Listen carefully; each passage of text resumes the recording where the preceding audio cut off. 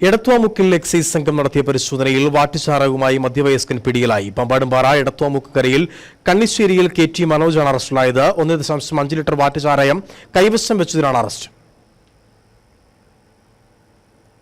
Excise സംഘത്തിന് ലഭിച്ച രഹസ്യ വിവരത്തിന്റെ അടിസ്ഥാനത്തിൽ ഉടുമ്പൻചോല എക്സൈസ് റേഞ്ച് ഓഫീസിലെ അസിസ്റ്റന്റ് എക്സൈസ് ഇൻസ്പെക്ടർ PD സേവിയറും സംഘവും ചേർന്ന് എടത്വാമുക്ക് കരയിൽ നടത്തിയ പരിശോധനയിലാണ് ഇയാളെ പിടികൂടിയത്. മുമ്പും ചാരായവും വാഷും കൈവശം വെച്ചതിന് ഇയാൾക്കെതിരെ കേസുണ്ട്. കഴിഞ്ഞ ഒരാഴ്ചയായി ഇയാൾ ഷാഡോ ടീമിന്റെ നിരീക്ഷണത്തിലായിരുന്നു.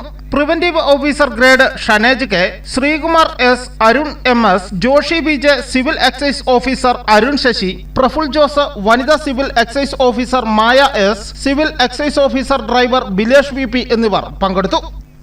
News bureau, Udumbanchola.